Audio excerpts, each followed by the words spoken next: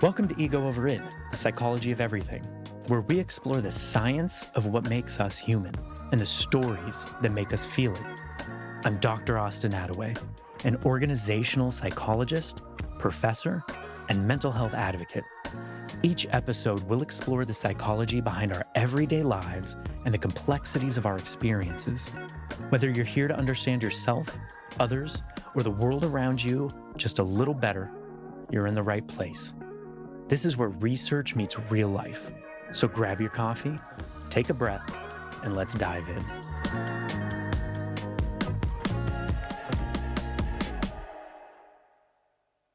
Today's topic is something that every single one of us participates in every day, whether we realize it or not, and that's fashion. But not really fashion in the sense of trends and luxury brands or what's on the runway. We're talking about the psychology behind what we wear and why we wear it, how these things influence our thoughts, feelings, and behavior, and even our relationships. Like, why does a particular outfit make us feel more confident? And why do we judge people based on what they're wearing?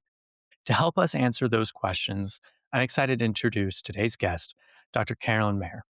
Dr. Mair is a behavioral psychologist and one of the world's leading experts in the psychology of fashion. She founded both the bachelor's and master's degree program at the Psychology of Fashion at the London College of Fashion, and she spent years researching how clothing influences our behavior, our identity, our well-being, consumer decisions, and our social interactions. She's also the author of The Psychology of Fashion, which explores fascinating relationship between fashion and human behavior. Carolyn, thank you so much for joining me today. Thank you so much for having me. Yeah. I really want to know kind of off the beginning here, what even got you into psychology? I mean, it's such a broad field, but I'm always curious about how people even get into psych in the first place. Oh, I've always been interested in what makes people tick Mhm. since I was a child, really. And then when I was a young teenager, psychology was just really developing as a discipline, cognitive psychology as opposed to Freudian, that we could explore through experimentation. I can remember going to my local library as a 13-year-old and trying to find books on what makes people tick. So I've always been interested in it, and I still want to read books about psychology. I will never have enough of learning about psychology because one of the things I love most about psychology is it's not static. It Absolutely. Me just too. grows, Yeah. it changes, and we build on our own knowledge, and I love that about psychology. I talk to a new colleague, go to a new conference. I'm like, oh, that's something I hadn't thought about or how a way to apply it. And, that also kind of brings me to why I wanted to talk about this topic, the psychology of fashion, something that I didn't even cross my mind until I saw your book and saw the programs that you founded. So how did you even get into fashion sort of as a field of study within the realm of psych? Yeah, that's a great question, and I'm often asked that, and I love answering. The reason is that um, I did my PhD in cognitive neuroscience, which was very theoretical, or purely theoretical. And after studying that, I really wanted to apply my knowledge from psychology prior to the PhD, but also during the PhD as well, um, and the neuroscience to help people improve their lives. I mean, I believe that's what psychology is all about. It's about helping people live their lives as well as they can. And that's what I wanted to do. And I'm quite impatient. So like the theoretical side seemed to me a long way off from actually doing the helping the people. So I was very fortunate. My first lectureship that I got after a year, I was able to have an option which was applied cognitive psychology. And in that unit, I allowed students to come up with an area, a field in the real world that they wanted to understand how psychology would matter apply to that. So we had retail, we had sport, which already exists, but and exercise. We know psychology is a lot in that. I had interior design, and fashion was one of those that came up. And fashion turned out to be the most popular topic. So during that unit, we would study psychology and then apply it in the context of fashion. So the students would have to identify a problem within that context that could be not necessarily solved, but at least helped reduce, let's say, by understanding the psychology that underpins the behavior in those areas. And then taking that from that university, I was at a conference just sort of talking to somebody during coffee, and he worked at London College of Fashion, and it was a conference on theoretical aesthetics. So I've always been interested in aesthetics as well. And so I asked him, are there any psychologists at London College of Fashion having covered this area, cognitive psychology in fashion, for a couple of years then? And he said, no. And I thought, wow, everybody wears clothes. Clothes are an expression of who we are. The psychology of fashion is something that needs to be there. It needs to be at London College of Fashion. That's one of the world's leading fashion colleges. So he said, oh, come and give a talk. So that's what I did, and then I was asked to come back. How could I bring psychology to the college? It's part of the University of the Arts London, which has 6 colleges, no psychology anywhere. Wow. So I established the psychology department, and then it was very generous. I had a couple of years to write the master's courses, and Nice. later on I developed the bachelor's degree. That's awesome. And that's got to be a really fun journey to also kind of create something from the ground up like that in something that you're so passionate about that kind of bridges two areas. I'm kind of jealous of you. Huh, we've got time. Yeah, yeah, you're right. You're right. Yeah. I think there's tons of debate in our field of psychology. I don't want to assume, but I can imagine that there's some debate around the need or necessity of the psychology of fashion. Have you like received or experienced any pushback on it sort of being a field worth studying? Definitely. I Yeah, both from fashion and from psychology. Yeah, fashion in particular, because obviously psychology is very much focused on ethics. So bringing psychology and ethics as a component of psychology to a fashion college was met with, no, this is censorship. You can't do this kind of nonsense. And then there was kind of, well, how are the two related? How is psychology in any sense related to fashion? Because the common understanding is that psychology is therapy or counseling is about poor mental health, mental illness.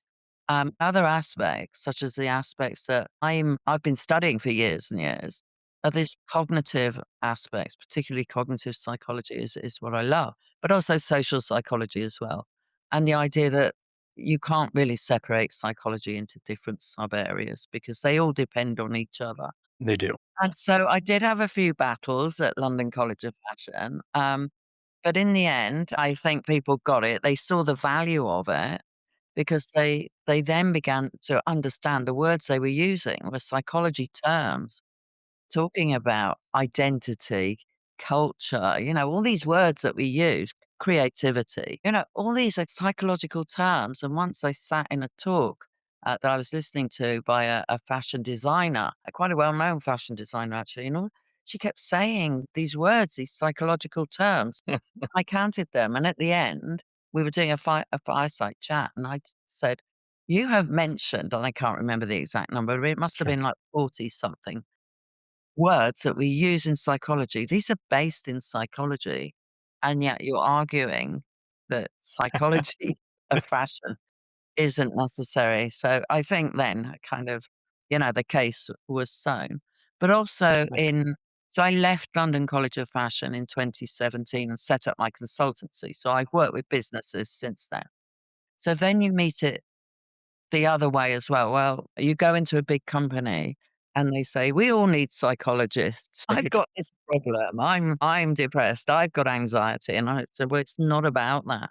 Yeah, It's you're like, about that's not what kind I am. Yeah. Yeah. exactly. It's about making the company better, but also understanding your consumers better, so that they can be more informed and live their lives in a better way." Awesome. That's really cool. I think I can imagine a lot of people, not just at the fashion college, but in a lot of the companies that you've worked with, kind of have a lot of misconceptions around kind of what you do, what the psychology of fashion might be. And just for our listeners who might not be so well versed, what would you define as sort of the the broader topic that is the psychology of fashion. When we say psych of fashion, what are we really kind of trying to hone in on or even talking about? Well, it is a huge area and it's Right. difficult to narrow it down into a sentence. For me, it's about the fashion industry. So it's not simply about what our clothes say about us. It's as much, or I would say 80% about the industry, about helping the industry become more ethical and more sustainable, helping its functions work better for the human that's involved in those functions, but also the human who receives the output of those functions. So the 20% is of the clothing that comes out of it. And then I'm interested in consumer behavior. So in that part, it would be research methods, being able to analyze consumer behavior better, but also helping consumers understand the power of fashion, its Right. potential power, Right. and to kind of mitigate the harms that the fashion industry can have. And it certainly has quite a lot of problems It and does. still Yeah. does.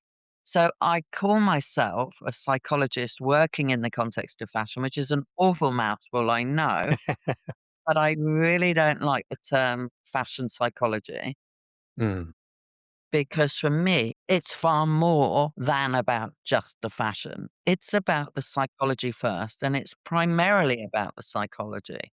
And fashion is its context. I think it's a just cause, especially when so many people feel that the fashion industry is so superficial. Bringing some meat and reason and ethicality to it, I think, is great. Do you, just going back, you mentioned something around consumer behavior, how you use applied research methods.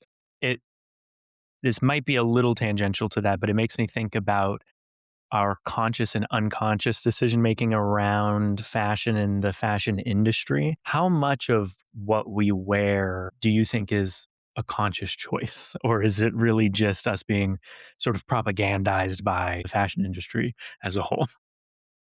Yeah, I think it's both. Mm, And this is why I think the psychology of fashion is an important tool for people to recognize, because once you understand the positive aspects that a conscious choice can make, then you're more likely to make more conscious choices. But I do think, well, we know already that a lot of our behavior is unconscious, and that influence comes from certainly social media, from fashion brands, from um, our beliefs that we have that are become ingrained, and mhm, so they're automatic behaviors. But understanding and being conscious about your fashion choices, whether that's buying them, wearing them, choosing when to wear something when it's not appropriate to wear it for something else. These things are such powerful assets for anybody, and it doesn't cost anything. It just costs a little bit of cognitive effort. right. Yeah, just a little bit of decision making. Yeah, yeah, being intentional when you're going out to shop. Which, also makes me curious about why are we as human beings so sensitive to these seemingly just like simple visual cues, just of what we kind of throw on our bodies? What makes us so reactive to that? First of all, from our own perspective, we don't look at ourselves in the mirror all day. So our clothes actually, the primary instinct about the clothes is how they feel on our bodies. And I talk about clothing as our second skin. So we talk about it. We might not, well, we're not conscious of this, but the weight of it, as I'm saying this, you might feel the weight of your shirt Right. on your body, texture of it, the softness or the crispness. You might want that kind of a starched shirt, for example, but you don't want a Yeah. starched jumper. And the weight Right. of something on you is super important, your second skin next to your body. But it's more important, or as important, let's say, the observer, the reaction that we get and our behavior is in part due to the reactions of other people. And so the observers looking at us form a judgment in under a second based solely on our appearance. And when you think fashion, we're thinking clothing here, but it's not. It's our hair. It's right down to our footwear. It's actually our nails, our nail varnish, our piercings, our tattoos, our glasses, our facial hair, all these things.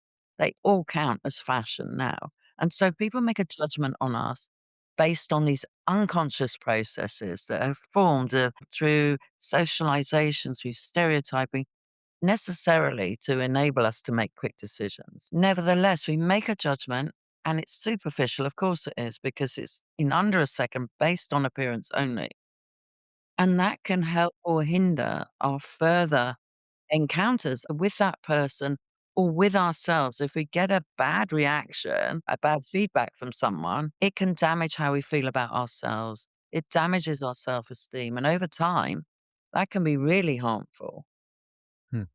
Is there a difference between how we kind of see or interact with fashion today versus kind of throughout history? Or is there kind of sort of a difference in our reactions to sort of the fashion industry or how much we care about fashion rather than maybe how it was a decade ago, a few decades ago, 100 years ago, 1,000 years ago?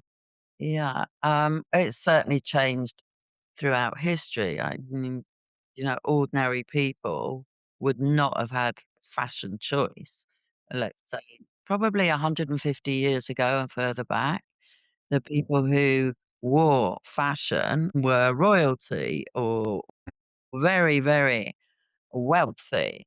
Right. Wealthy landowners or something like that. Ordinary people wore hand-me-downs or very poor quality clothing. And then the mass production came in, and that changed things. It enabled people to buy new clothes at a reasonable price, but not everybody, but those who we might call middle class now, not the very poor who still would have worn hand-me-downs. And this has changed, so over, say, 30, 40 years maybe, this has escalated, and it's become a mass production, and it's speeding up even more.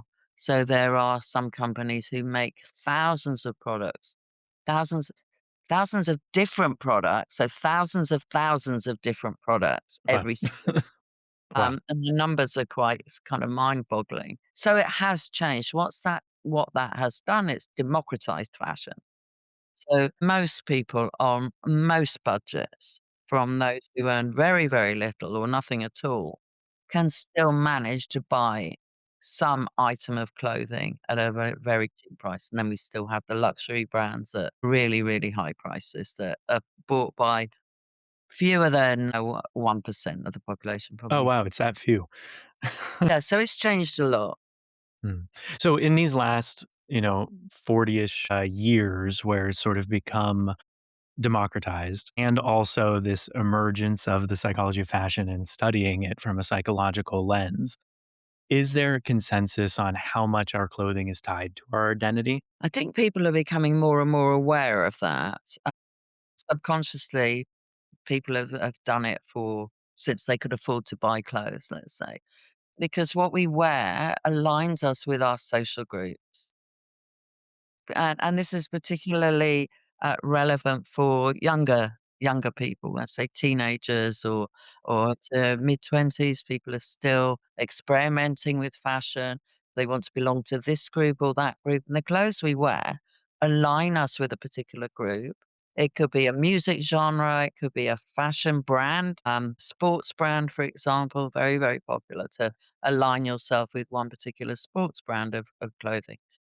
And that also disassociates the wearer from other groups. And this way people might do it subconsciously. You know, not only they like the brand, they put it on, they don't realize they're becoming part of this group. So that is part of their identity.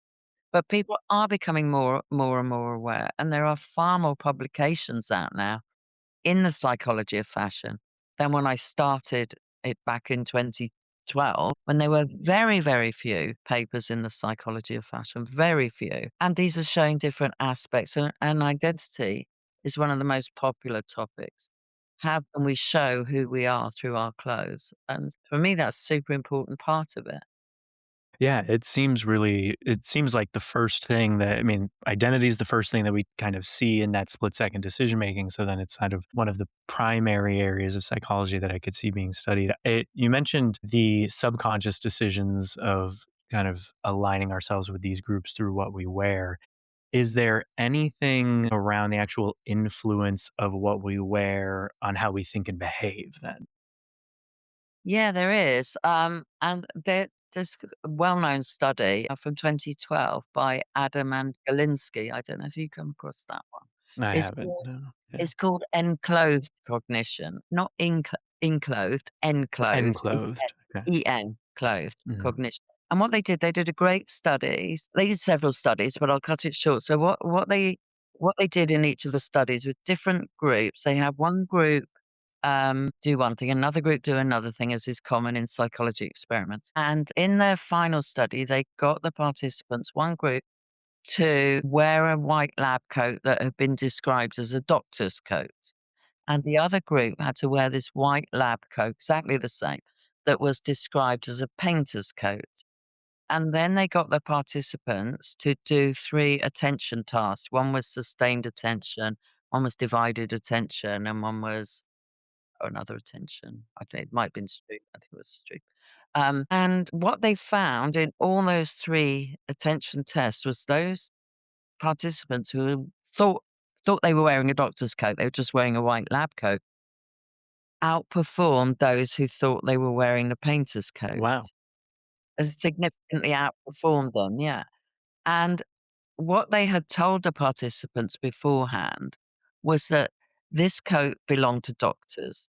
And prior to doing the study, the researchers had asked a whole separate group of people, what characteristics would you associate with a doctor, a medical doctor? What are the characteristics? And the most common one was attention to detail. This is why they got them to do the test. So the researchers concluded that having this belief, and it's about a strong belief, the symbolic belief of what you're wearing, and you must wear it. So there's simultaneous, you've got to wear it and you've got to believe it, can affect your attention.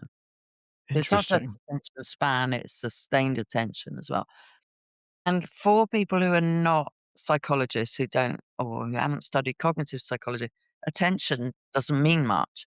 But from a cognitive psychology perspective, we know that attention is key to Yeah, every cognitive process. exactly. Don't have attention, the rest of it is lost. That study is really interesting, and it's very easy to find. You find a full paper online very easily. It's 2012, Adam and Galinsky, Enclosed Cognition, and they did three studies prior to that one. Those findings have been misinterpreted so Mm, many times, particularly by so-called fashion psychologists who mm, say, well, what you wear can change your behavior entirely. mm, Um, Now, I do believe that it's the belief, strong belief can absolutely change your behavior in a way that will enhance the outcomes that you're hoping to get. It's absolutely not a magic bullet, not a magic right, wand. It's a right. tool, but you must believe that. And that comes back to a lucky token. You Right. might have a lucky shirt or a lucky, I don't know, lucky brooch or something. And you wear that and you believe that it's gonna give you some power, and that can give you confidence. The confidence comes across in your behavior, it's reciprocated, and then it builds on that. So, for me, that study was really about the belief, the symbolic belief. Mhm. But they did also have to wear it because they did in another study, they didn't wear the coat. One group just saw the lab coat lying on a Mhm. bed, and they didn't get the same results. Oh, that's interesting. Yeah. So would you say that then this translates in, like, how you mentioned, having, like, a lucky brooch or a lucky pendant or a coin or whatever, kind of translates a little bit to the feelings that of confidence or attractiveness as well? If you wear a certain outfit and you feel more confident, you feel more attractive, maybe you feel more competent, like in Yeah, this study? absolutely. Absolutely, Yeah. 100%. Hmm. And it's belief. It's this belief is a kind of an internal power Mhm. that is reciprocated in other people. They hear it in your voice and they see it in your behavior. You become more gregarious. You want to talk more to people who you don't. know or don't speak with very much normally, because you're feeling confident, you may stand closer to people. And depending on the power, let's say, or the characteristic you want to enhance, the belief becomes part of that. So, and you mentioned, you might want to look sexier or you might want to look more confident, competent for a job interview, for example. Yeah, those clothes, you have a belief in what you're wearing. This jacket makes me look competent. And we know there are studies that show if you wear glasses, Yeah. people believe you're more intelligent. Yeah, people always ask me, "Why don't I get contacts?" And I'm like, "'Cause I wanna keep my glasses." 'Cause yeah, for that exact reason. Exactly. I should have put mine on. Don't worry, you look plenty confident. I always find it interesting, not just our own beliefs, but those initial impressions that we set with other people. Do you find that or do you think that first impressions are relatively accurate when it comes to fashion, or is that sort of a myth that we can bust? Well, again, I mean, great question, but it depends on our knowledge of that fashion. It could Mhm, be trend, that brand, whatever. And the right, example I use is some people spend thousands of dollars on trainers, sneakers, right. sneakerheads. They spend Yeah. thousands of dollars on a rare pair of sneakers. Well, if I saw that person in those sneakers, I wouldn't know. So that is not going to impact my impression of that person. Whereas if they were with someone who understood that language, it's different. So I talk about the psychology of fashion, having a language. Mm, Like any other language, it has its syntax and its sentences and its the way it's constructed and its vocabulary. And these get put together. If you're not fluent in that language, you don't understand it. So somebody wearing understated luxury, quiet luxury that was the trend, I think last year or the year before.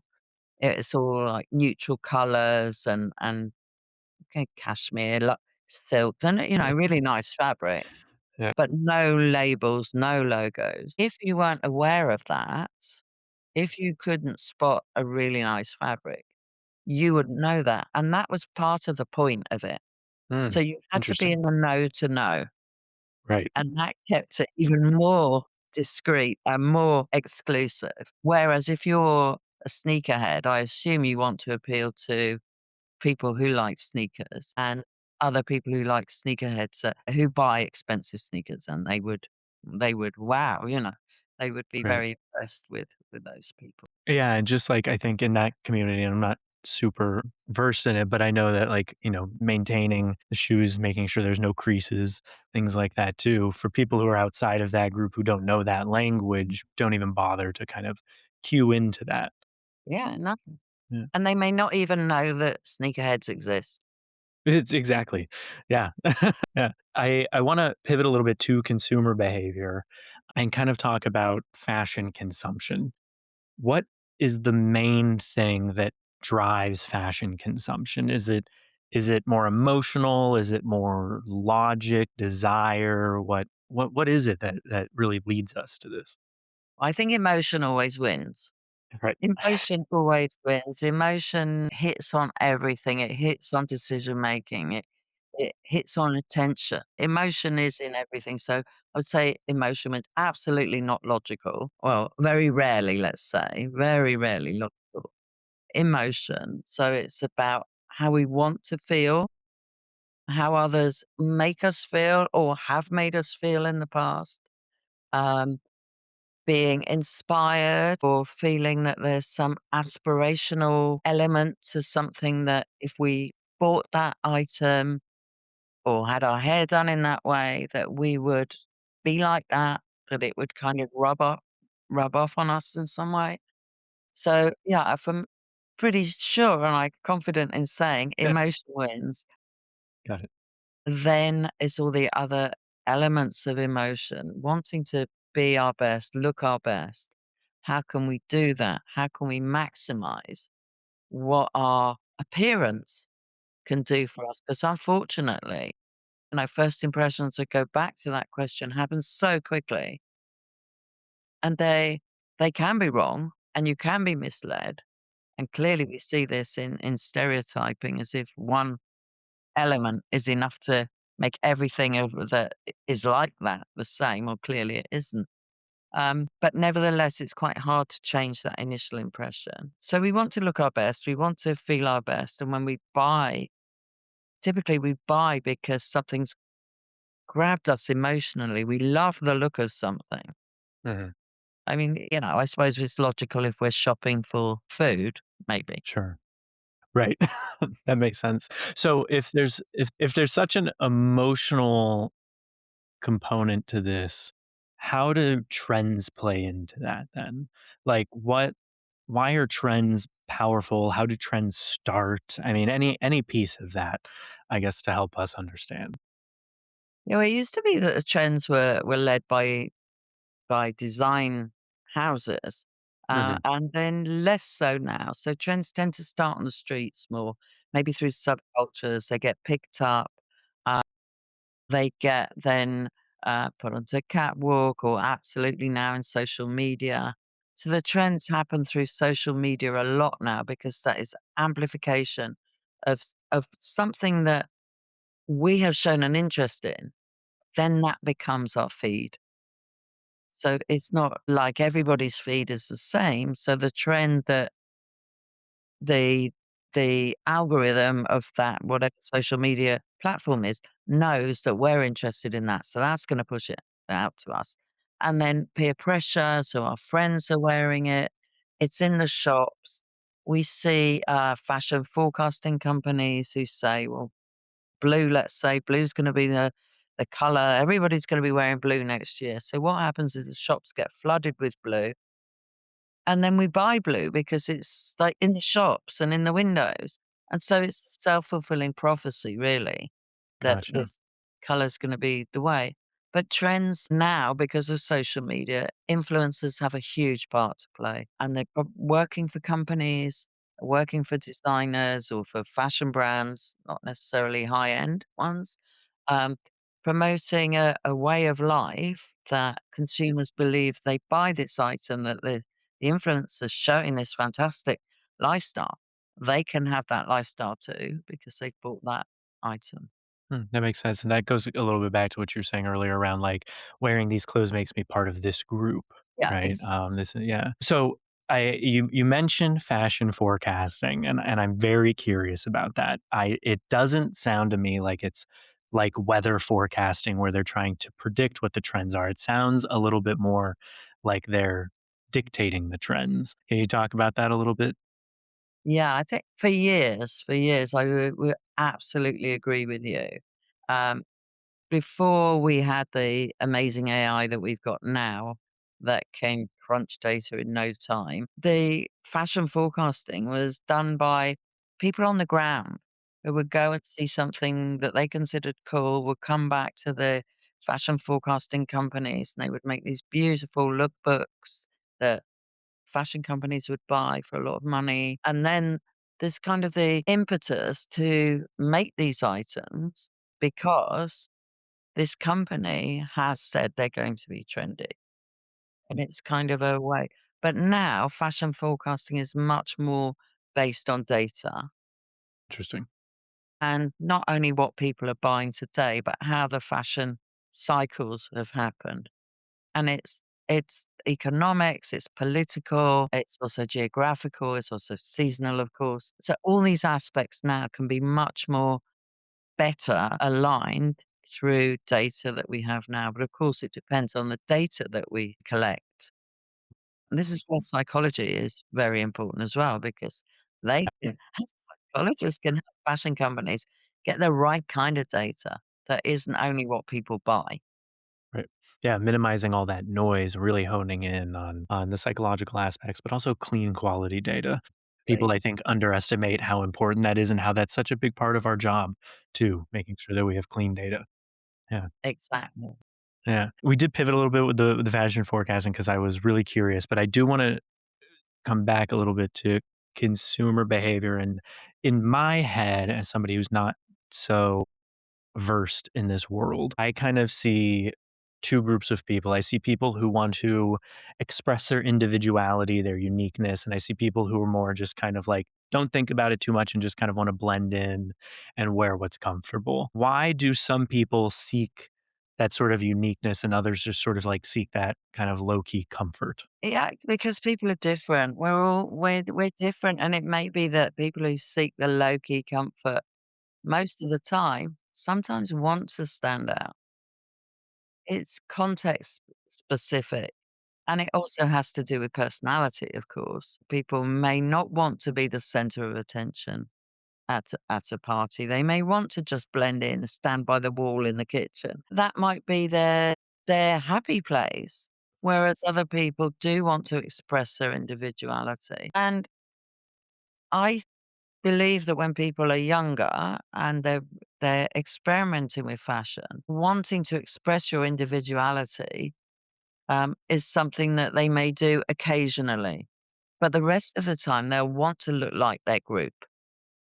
They will want to be wearing what their group is wearing. And I see it all the time when I walk into town from my house. Big groups of teenagers, young teenagers, all dressed exactly the same. Males, females, the groups, girls will dress the same, the boys dress the same, with very, very little variation. And I think it takes confidence.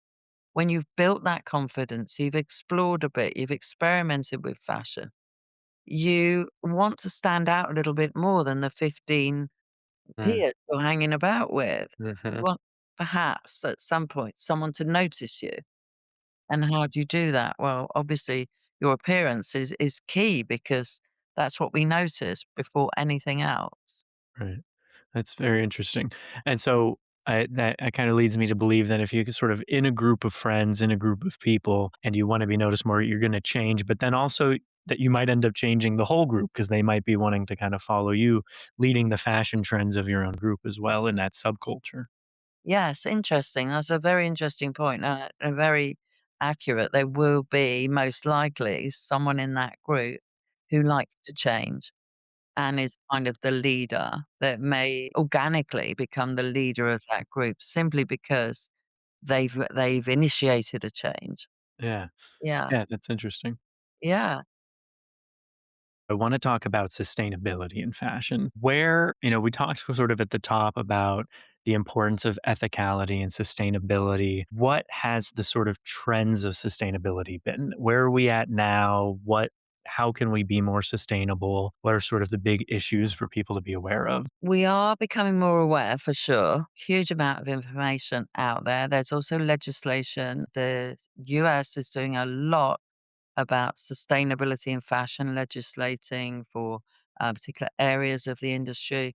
And we should bear in mind that most of the environmental damage takes place in production, not in consumer behavior. And yet consumers have been blamed for the sustainability issues in fashion. But certainly consumer behavior can be better than it is now. And one of the things that we can do is mend our clothes, look after our clothes, have them tailored to fit us, know how to wash them even. It sounds so basic, but we quite often, a lot of garments don't need washing as often as we wash them. And washing them on a cold wash or on a low temperature wash can extend the life of a garment uh, 200-fold, maybe more. Wow. Um, Wow. yeah, and keep things so it's keeping your items in use for longer, and then when you don't want the item anymore, passing it to somebody else who can use it. Maybe that's through resale or through giving to thrift stores. Yeah. In the Yeah, US, we have Goodwill. Yeah. Goodwill, that's it. Oh, Yeah. yeah, I Yeah. think Yeah. it was Goodwill. Yeah. Or charity shops in the UK. Well, Goodwill, I believe, is charity as well. Or swapping, all those kind of things. And people are becoming more aware. And also large companies, what are termed fast fashion companies, are spending thousands, hundreds of thousands, if not more, on developing systems that will help them manufacture and produce more sustainably. Because those fast fashion companies aren't going away. They're not going to disappear. Very few of us can afford luxury, and very few of us can even afford the higher end mass produced fashion. So not luxury, just high end. higher than the value, what we call the value. Yeah, like Lululemon or something. Yes, Yeah, yes, yeah, exactly. So £100 for a little top to yeah, wear to the gym as opposed to 15 in a value brand. Yeah, exactly. And, looking after our clothes, but still, it's still important to me and very important to me and always has been that everybody can afford to look their best and look fashionable if they want to, however they describe the term fashion. So it doesn't have to be about trends, but to look part of today and be proud of their identity and their appearance. I think that's super important right across the value chain. And we are seeing that. So I hope that the bashing of the lower end of the value brands can stop because they really are working on enabling everybody to enjoy fashion and be sustainable as well. great. So hopefully we're going Yeah. to be seeing more of that. Yeah, I hope so too. Do you think there's a way that fashion, the fashion industry, fashion as a concept can be sort of a force for like positive social change? Absolutely. I think, we've mentioned about fashion being a tool for self-confidence, self-belief, self-esteem, for enabling us, empowering us to go towards our goals. Absolutely. I feel that very, very strongly. I think the fashion industry can be a force for good by understanding the power it has and the influence over its consumers to help them, to support them to shop better, to look after their clothes better, to learn to really value their clothes, not in monetary terms, but in psychological terms, to love what they have. So they are going to look after it and they're going to care for things longer. And those brands can still make a profit and they can make a profit through resale from people taking their items back. And in that sense, those items have to be well looked after. Otherwise, there's nothing to take back. And so it becomes a really healthy cycle. So I do believe the fashion industry can be a force for good. Very, very, very much. When they understand that the differences in people, the different bodies, and a term I use, and I know other people use it as well, but fashion should be for everybody. And that's Mm, two words. yeah, I like that. Yeah, that's nice. Is there any immediate recommendations that you could give to people to have a healthier relationship with fashion or even consumption as a whole? Yeah, I would say, I mean, it is difficult to throw things well, I wouldn't say throw things away, but to give things to Goodwill or to give your clothes to your friend or swap or so on. If you've enjoyed having them, then don't do it. Keep them in an empty suitcase. But really look at what you've got and think how you can combine these elements. These are the vocabulary of fashion? How can you make sentences out of them? How Mm, can you make your fashion items, the ones that you really enjoy, the ones that have given you confidence before, the ones that have helped you achieve something, perhaps get a job or you wore it on your first date or something like this. Um, Something that maybe somebody said, "Oh, you look great in that," and then you've remembered those compliments and those times. Um, I would say if you are affected by the images on social media, try to do something else with your time rather than scroll on images that are coming to you because you clicked on one that's like that. Particularly if you have body confidence issues. If you have your body and it works, then it's beautiful. And I think, we should accept our bodies and help them be as healthy as they can, of course, but we have to love what we've got. absolutely. We have to understand that on social media, these images are edited beyond belief and they impact us in a way that we don't like. They can undermine our own self esteem and it's unhealthy. So we need to really believe more in ourselves, believe in our strengths. What are we good at? It's not only about appearance, it's absolutely not. But our appearance can be a result of what we feel inside, and that shines through. So if we feel good in ourselves, then we look good. That's great. Thank you for that. I appreciate it. And I'm sure that's going to resonate with some of our audience as well. And for those interested in body image, maybe go back and check out our episode on body image with Dr. Zach Soliard as well. I want to talk for a moment at the end here, just through some rapid fire questions. So, some quick answers. So, biggest myth about fashion. What do you think? That it's Top. superfluous. That's fair. What do you think is the most underrated aspect of personal style? Confidence. Mm, I like that answer. What do you think's one thing that people get wrong about confidence? So that led in really well. They can be overconfident.